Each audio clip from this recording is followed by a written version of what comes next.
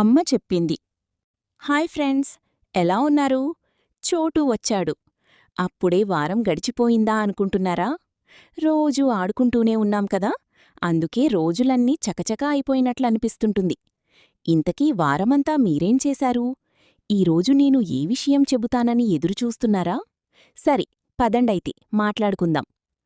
బయట ఎండలు మరీ ఎక్కువగా ఉన్నాయి కదా, అందుకే మధ్యాహ్నం ఇంట్లోనుంచి అస్సలు బయటికి వెళ్లడం లేదు.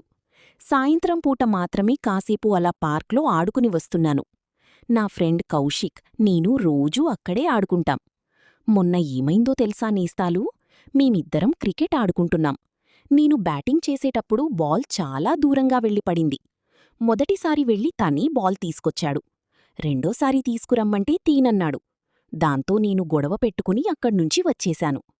నిన్న మేము ఎప్పటిలాగే రోజూ ఆడుకునే చోటుకు వెళ్ళాను. కాని తను రాలేదు. నాకు చాలా బాధగా అనిపించింది. ఇంటికి వెళ్ళి అదే విషయం అమ్మతో చెప్పాను. ఏ ఆటైనా టీంవర్క్ లాంటిది కదా. ఒకసారి తను బాల్ తీసుకొస్తే మరోసారి నువ్వు తీసుకురావాలి. అంతేగాని అలా మధ్యలో వదిలేసి వచ్చేయకూడదు. అది తనని ఎంత బాధ పెడుతుందో ఆలోచించావా? మన మాటలతోగాని చేతలతోగాని ఎప్పుడూ ఎవ్వర్నీ ఇబ్బంది పెట్టకూడదు.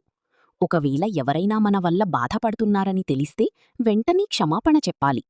అందుకే ఈరోజు నువ్వు కౌశిక్ వాళ్ళింటికి వెళ్ళి సారీ చెప్పు. తప్పకుండా తను నీతో మళ్ళీ కలిసిపోతాడు అని చెప్పింది అమ్మ. ఇప్పుడు కౌశిక్ వాళ్ళింటికి వెళ్తున్నాను. తనకు సారీ చెప్పి క్రికెట్ ఆడమని అడుగుతాను.